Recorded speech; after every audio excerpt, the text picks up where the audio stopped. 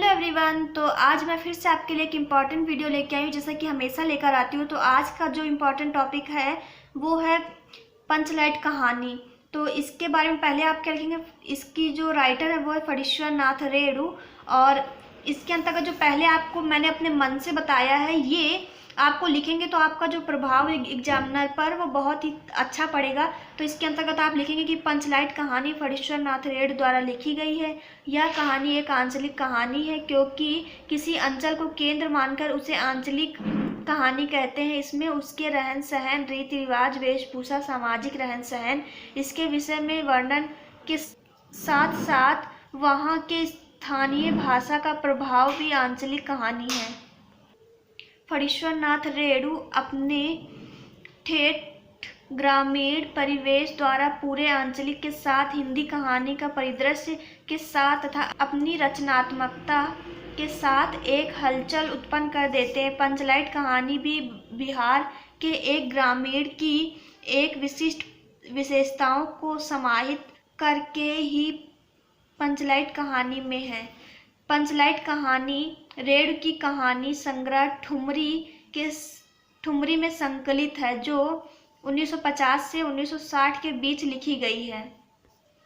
उसके बाद जो आपको लिखना है वो है पात्र परिचय, ये आपको हेडिंग डालनी है। उसके बाद जो पहला है वो अगनू महतो टोली के पंचायत का छड़ीदार, सरदार दीवान, पंचायत के सदस्य, फुटंगी झा ब्राह्मण टोली का सदस्य, गुलरी काकी मुंदरी की माँ, गोधन गांव का साधारण व गुणवान व्यक्ति जो मुंदरी से प्रेम करता था, मुनरी साधारण ग्राम बाला और गुलरी काकी की बेटी, कनेली मुनरी की सहेली, मूल गैन कीर्तन मंडली का सदस्य। हेडिंग डालेंगे वो है रूपरेखा। तो इसके अंतर्गत आपको 5 हेडिंग डालनी है। तो पहली है वो है पेट्रोमैक्स यानी पंचलाइट की खरीदारी, दूसरी है पंचलाइट को जलाने की समस्या, तीसरी है टोली द्वारा दी गई सजा भुगत रहे गोधन की खोज, चौथी है पंचलाइट जलाना, पांचवी है पंचों द्वारा गोधन को माफ करना।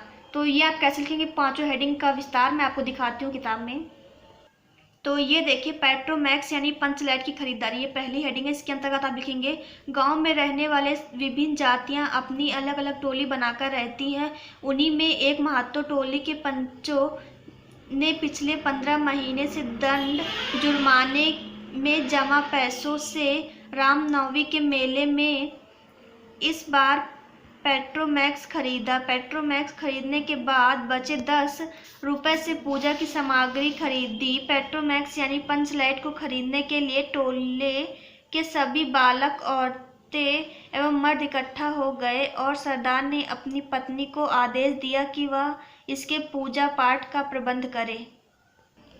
दूसरी हेडिंग है पंचलाइट को जलाने की समस्या। महतो टोली के सभी जन पंचलाइट के आने से अत्यधिक उत्साहित हैं, लेकिन उनके सामने एक बड़ी समस्या यह आ गई कि पंचलाइट जलाएगा कौन, क्योंकि किसी भी व्यक्ति ने उसे जलाना नहीं आता था। महतो टोली के किसी भी घर में अभी तक ढिबरी नहीं जलाई गई थी, क्योंकि सभी पंचलाइट की रोशनी को सभी और फैला हुआ देखना चाहते थे।